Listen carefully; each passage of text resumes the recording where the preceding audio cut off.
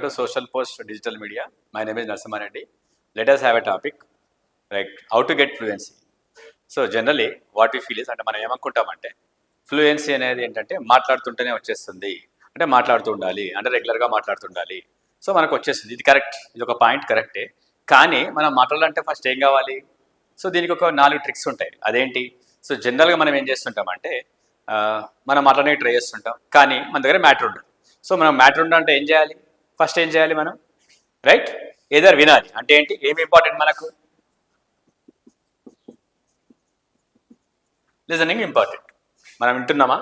So generally మనం వినడానికి ఇష్టపడట్లేదు. For example, ఎవరైనా సెలబ్రిటీ మాట్లాడుతున్నారు, ఏదైనా ఇంటర్వ్యూ జరుగుతుంది, న్యూస్ రిపోర్టర్ ఉన్నాడు, అతను మాట్లాడుతున్నాడు ఇంగ్లీష్లో, మనము టీవీ న్యూస్ చూస్తున్నాం. రైట్, మనం టీవీ న్యూస్ ఏం చూస్తామంటే జనరల్గా తెలుగు ఛానల్ చూస్తుంటాం. టీవీ9 కానీ టీవీ5 కానీ ఎనీ కైండ్ ఆఫ్ ఛానల్ మనం ఏం చేస్తుంటాం, అది ఓన్లీ తెలుగులోనే చూస్తుంటాం. అలా కాకుండా ఆ లిజనింగ్ అనేది మనం ఏం చేయాలి? ఇంగ్లీష్ ఛానల్స్ చూడాలి. అంటే ఏంటి? ఇంగ్లీష్ న్యూస్ వినాలి, ఇంగ్లీష్ డిబేట్స్ వినాలి. అప్పుడేమవుతుంది మనకు? సో మనం వింటుంటాం. రైట్, సో వినడం వల్ల వాళ్ళు ఎలాంటి పదాలు వాడుతున్నారు, వాళ్ళు ఎలాంటి భాష వాడుతున్నారు, వాళ్ళ స్ట్రక్చర్ ఏంటి, అప్పుడు మనకు అర్థమవుతుంది. సో మనం ఏం చేస్తున్నాం, ఇది ఇగ్నోర్ చేస్తుంటాం, మనం మాట్లాడడానికే ట్రై చేస్తుంటాం. అలా కాదు, మనం రెగ్యులర్గా వింటూ ఉండాలి, ఒకరు మాట్లాడితే వింటూ ఉండాలి. Right, for example take Madhavan videos ఉన్నాయి. For example, so R Madhavan అంటే యాక్టర్, అతను బాగా మాట్లాడుతుంటాడు, అందులో చాలా ఒకాబులరీ ఉంటుంది, అది మనం విని నేర్చుకోవాలి. ఫర్ ఎగ్జాంపుల్ టేక్ ఆర్జీవి గారు అంటే రామ్ గోపాల్ వర్మ గారు, అతను తెలుగులోనే మా ఇంటర్వ్యూ నడుస్తుంటే, కానీ అతని దగ్గర ఒకాబులరీ చాలా ఉంటుంది. సో ఆ వినడం వల్ల మనం అది కాపీ చేసుకొని ఏం చేయొచ్చు, ఆ వర్డ్స్ మనం ప్రాక్టీస్ చేసుకోవచ్చు. సో ఆ వర్డ్స్ నేను చాలా నేర్చుకున్నాను, అవి వాడొచ్చు మనం బాగా. సో మనకి ఏం ఇంపార్టెంట్ ఇక్కడ? లిజనింగ్ అనేది వెరీ మచ్ ఇంపార్టెంట్. నెక్స్ట్ ఏంటి? రీడింగ్. సో రీడింగ్ అనేది ఆల్మోస్ట్ చచ్చిపోయినట్టే. సో ఎవరు కూడా మనం రీడ్ చేయడానికి ఇష్టపడట్లేదు. ఫర్ ఎగ్జాంపుల్ బుక్స్ చదవడం అనేది ఇష్టపడట్లేదు. స్టూడెంట్స్ కూడా ఏం చేస్తున్నారంటే, ఏదో అక్కడ సార్ చెప్పేస్తున్నాడు, లెక్చరర్ చెప్పేస్తున్నాడు, వాళ్ళు చదవడానికి ప్రాక్టీస్ చేయట్లేదు. ఒకప్పుడు ఏంటంటే లవ్ బుక్స్ ఉండేవి. ఇప్పుడు నా టైంలో ఫర్ ఎగ్జాంపుల్ మేము బాగా నవల్స్ చదివేవాళ్ళం, అంటే బుక్స్ చదివేవాళ్ళం బాగా. సో ఇలాంటి బుక్స్ అయినా చదివేవాళ్ళం. రోజు న్యూస్ పేపర్ చదివేవాళ్ళం, అది తెలుగు కావచ్చు, హిందీ కావచ్చు, ఇంగ్లీష్ కావచ్చు, మేము బాగా చదివేవాళ్ళం. సో అప్పుడు ఏమవుతుంది, మీరు చదవడం వల్ల ఆ నాలెడ్జ్ అనేది మైండ్లో ఉండిపోతుంది, అది ఇంగ్లీష్ కావచ్చు, తెలుగు కావచ్చు. సో ఆ నాలెడ్జ్ లోపల ఉండడం వల్ల ఏమవుతుందంటే, మనకు అవసరమైనప్పుడు మనం ఏం చేస్తాం, దాన్ని మాట్లాడడానికి ట్రై చేస్తాం. అంటే మనకు లోపల నాలెడ్జ్ లోడ్ అవుతుంది, కానీ ఆ టాపిక్ వచ్చినప్పుడు డిబేట్స్ చేసినప్పుడు కానీ, లేదంటే స్టోరీ చెప్పినప్పుడు కానీ, ఏదైనా మనం ఒక విషయం మాట్లాడాలంటే మనకి ఏముండాలి? ఫస్ట్ మనం చదివితేనే కదా అది మీకు ఉండేది. సో చదవండి మాత్రం మనకు ఉండదు. కాబట్టి మనం ఏం చేయాలి? ఫస్ట్ చదవాలి. ఫస్ట్ ఆ బుక్ కావచ్చు, నవల్స్ కావచ్చు, స్టోరీస్ కావచ్చు, న్యూస్ పేపర్ కావచ్చు, ఏదన్నా కావచ్చు. సో జనరల్ ఇంగ్లీష్ బాగాలంటే ఏం చేయాలంటే సోషల్ బుక్స్ బాగా చదవాలి. ఏవైనా మనం సోషల్ చదివాం అనుకోండి, దాంట్లో డిఫరెంట్ కైండ్స్ ఆఫ్ టాపిక్స్ ఉంటాయి. అది జీకే కావచ్చు, ఏదైనా టాపిక్ కావచ్చు, ఇండియా గురించి కావచ్చు, అమెరికా గురించి కావచ్చు, ఆఫ్రికా గురించి కావచ్చు, ఏదైనా సరే, ఒక జాగ్రఫీ కావచ్చు, ఎకనామిక్స్ కావచ్చు, ఏవైనా సరే అది బాగా సోషల్ బాగా చదివాం అనుకోండి, మనకు మైండ్లో ఉండిపోతుంది అది. సో అవసరమైనప్పుడు ఏంటి, మనం మాట్లాడవచ్చు. హిస్టరీ ఫర్ ఎగ్జాంపుల్ ఎవరి గురించి అయినా మాట్లాడవచ్చు. అలెగ్జాండర్ గురించి అయినా సరే, తుగ్లక్ గురించి అయినా సరే, నెక్స్ట్ ఏంటి, బాబర్ గురించి అయినా సరే, అక్బర్ గురించి అయినా సరే, ఎవరి గురించి అయినా సరే, ఏ విషయమైనా సరే ఎక్కడ ఉంటుంది మనకు? సోషల్ బుక్లో ఉంటుంది. మనం చదువుతున్నామా? చదవట్లేదు. కాబట్టి ఏం చేయాలి? మనం చదవాలి కంపల్సరీగా. నెక్స్ట్ ఏంటి? Listening, reading, writing. మనం ఏమనుకుంటామంటే రైటింగ్ అనేది ఓన్లీ స్టూడెంట్స్ వర్కే, లేదంటే ఒక రైటర్ వర్కే, ఒక నవల రాస్తున్నాడు, బుక్ రాస్తున్నాడు, ఇంకేదో రాస్తున్నాడు, అతని పని అనుకుంటాం. అలా కాదు. మీరు రాస్తుంటే ఏంటంటే, సో మనం రాస్తున్నాం, ఫర్ ఎగ్జాంపుల్ రాసినప్పుడు ఏమవుతుంది, మాకు ఒక ఆలోచన వస్తుంది, ఇది రైటా రాంగా, మనం తప్పు రాస్తున్నామా రైట్ రాస్తున్నామా, ఇంగ్లీష్లో పోతే తెలుగులో కావచ్చు, దేంట్లో అయినా సరే మనం రాస్తుంటే ఏమనిపిస్తుంది, మనం మైండ్ అనేది పనిచేస్తుంది, మైండ్ పనిచేస్తే ముందుకెళ్తుంది. అది మీరు రాస్తున్నారంటే ఏంటి, ఆ విషయం మీకు లోడ్ అయి ఉంటుంది అది. సో ఆ లోడ్ అయినప్పుడు ఏంటి, అది డెలివర్ చేయాలంటే మనం ఏం చేయాలి? రాయాలి ఫస్ట్. సో మీరు రాస్తుండండి, మీ గురించి కావచ్చు, ఫ్రెండ్స్ గురించి కావచ్చు, ఒక స్టోరీ కావచ్చు, ఒక ప్రాంతం కావచ్చు, ఏదైనా కావచ్చు. మీరు రాసే అలవాటు ఉంటే ఏమవుతుంది, మనకు కొత్త ఒకాబులరీ నేర్చుకుంటాం. మనం ఆ నేర్చుకున్నది మనం వాడతాం. తెలియదు అనుకోండి, మనం తెలుసుకోవడానికి ట్రై చేస్తాం.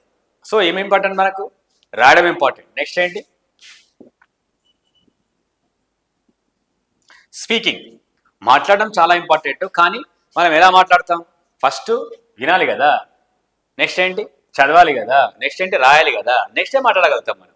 సో అందరు ఏమంటుంటారంటే, మీరు మాట్లాడాలంటే మనం మాట్లాడతాం, కానీ ఏం మాట్లాడతాం? మన దగ్గర విషయం ఉండాలి కదా. సో మీ దగ్గర విషయం ఉన్నప్పుడే మనం మాట్లాడగలుగుతాం. ఆ విషయం అంటే ఏంటి?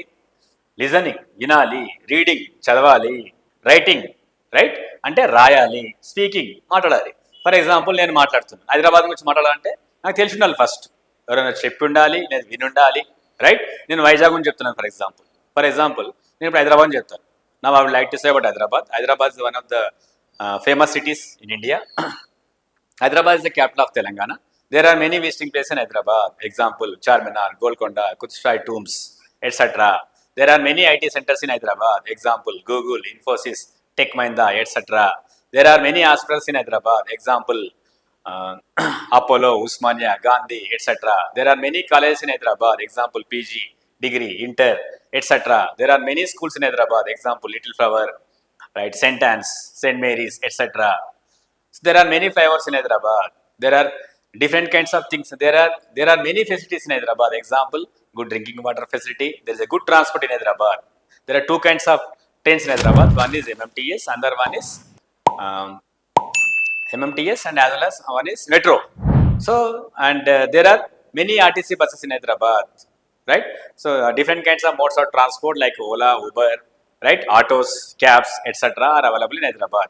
Hyderabad is famous for biryani and Irani chai. ఎలా తెలుస్తుంది నాకు ఇది? నేను విన్నాను, నేను తిరిగాను, నేను పుట్టాను పెరిగాను, నేను విన్నాను చదివాను కాబట్టి తెలుస్తుంది నాకు. అదే మనం ఏం చేస్తున్నామంటే మనకు ఫ్లూయెన్సీ రావాలనుకుంటాం. ఏమనుకుంటాం? ఫ్లూయెన్సీ రావాలి అంటే ఇంగ్లీష్లో ఫ్లూయెన్సీ రావాలి. ఫ్లూయెన్సీ అంటే ఏంటి? గలగలా మాట్లాడడం కాదు. గలగలా మాట్లాడడం ఒకటి, దాంతోపాటు ఏంటంటే మనము వింటున్నామా అంటే లిజనింగ్ రావాలి, మనకు రీడింగ్ చదవడం రావాలి, నెక్స్ట్ ఏంటి రైటింగ్ రావాలి, స్పీకింగ్ రావాలి. So listening, reading, writing, speaking, ఈ మూడు. స్పీకింగ్ రావాలంటే ఫస్ట్ ఏం చేసి ఉండాలి? మనం ఇవన్నీ చేయాలి కదా. ఫర్ ఎగ్జాంపుల్ మనం ఒక జాబ్ ఇంటర్వ్యూకి అటెండ్ అవుతున్నాం. అక్కడ మాట్లాడడం కూడా సరిపోదు, మీరు గలగలా మాట్లాడుతున్నారు ఫైన్, కానీ మీరు రాయగలుగుతున్నారా అంటే డాక్యుమెంట్స్ ప్రిపేర్ చేయగలుగుతున్నారా, ఈమెయిల్స్ పంపించగలుగుతున్నారా, ఈమెయిల్స్ రిసీవ్ చేసుకొని మీరు అర్థం చేసుకోగలుగుతున్నారా, మీరు ఏదైనా రిపోర్ట్ ఫ్రేమ్ చేయగలుగుతున్నారా, లెటర్ రాయగలుగుతున్నారా. సో ఇదేంటి? ఇవన్నీ చేయాలంటే ఏం రావాలి మనకు? రైటింగ్ రావాలి, అంటే మీకు సెంటెన్స్ ఫార్మేషన్ రావాలి, ఒక పారాగ్రాఫ్ రాయడం కావాలి, రిపోర్ట్ చేయడం రావాలి, ఈమెయిల్ రాయడం రావాలి. సో ఇవన్నీ అంటే ఏం చేయాలి? ఫస్ట్ రైటింగ్ రావాలి. నెక్స్ట్ ఏంటి? రీడింగ్. మీరు చదవగలుగుతున్నారా అంటే మీరు టైం స్పెండ్ చేయగలుగుతున్నారా చదవడానికి. ఫర్ ఎగ్జాంపుల్ న్యూస్ పేపర్ అనేది జస్ట్ 4 రూపీస్ మాత్రమే. ఇంగ్లీష్ టైమ్స్ ఆఫ్ ఇండియా కానీ, అదే డీసీ తీసుకుందాం ఫర్ ఎగ్జాంపుల్, అది ఒక 6 రూపీస్ ఉంటుంది.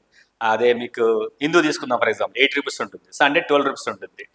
నెక్స్ట్ ఏంటి? ఇండియన్ ఎక్స్ప్రెస్ ఉంటుంది. ఇలా మనం కనీసం ఒక టీకి స్పెండ్ చేసిన డబ్బులు కూడా మనం న్యూస్ పేపర్కి స్పెండ్ చేయట్లేదు. అంటే ఆ రీడింగ్ అనేది మనం చేయట్లేదు. మీరు రీడింగ్ చేయకపోతే మీకు వొకాబులరీ రాదు, అది మైండ్లో ఉండదు, సెంటెన్స్ స్ట్రక్చర్ రాదు, అది ప్యాసివా యాక్టివా ఏంటి అనేది మనకు రాదు, ఎందుకంటే మీరు రీడ్ చేయట్లేదు కాబట్టి. రైటింగ్ ఏంటి? మీరు లెటర్ రాస్తున్నారా, లెటర్ కానీ రిపోర్ట్ ప్రిపేర్ చేస్తున్నారా, రైట్, ఈమెయిల్ రాస్తున్నారా, మీరు రాస్తే కదా. మీరు రాసినప్పుడు ఆ థాట్ అనేది ఆ పెన్ను మీకు పెన్ను ఈజీగా వెళ్ళిపోతుంది అది. సో మీరు రాయడం ప్రాక్టీస్ చేయలేదనుకోండి, ఏమవుతుంది? మీరు ఇంకా ఏంటి అంటే మన మైండ్లో ఏముండదు. ఇంకా నెక్స్ట్ ఏంటి? వింటున్నామా? ఏం వింటున్నాం మనం వీడియోలు చూస్తున్నాం, జస్ట్ స్క్రోల్ చేస్తున్నాం, షార్ట్స్ చూస్తున్నాం, అవి వెళ్ళిపోతూనే ఉంటాయి. కానీ అవి విన్నారనుకోండి, ఒక స్టోరీ కానీ, ఒక కథ కానీ, ఏదైనా సరే ఒక వింటున్నారనుకోండి మనం, అప్పుడు ఏమవుతుంది మనకు? సరే, ఇది వినడం వల్ల మనకి ఏమవుతుంది? మన మైండ్లో అది లోడ్ అయి ఉంటుంది, అవసరం అన్నప్పుడు మనం మాట్లాడుతుంటాం. సో మనం ఏంటిది? సో అందుకే ఫ్లూయెన్సీ అంటే ఓన్లీ గలగల మాట్లాడటమే కాదు. నెక్స్ట్ ఏంటి?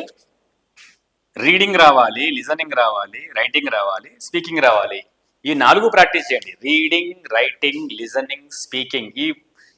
ఈ 3 చేస్తేనే స్పీకింగ్ బాగా వస్తుంది. అప్పుడే మనకి ఏమవుతుంది? ఫ్లూయెన్సీ వస్తుంది. ఈ 4 స్కిల్స్ బాగా ప్రాక్టీస్ చేయండి. Thank you.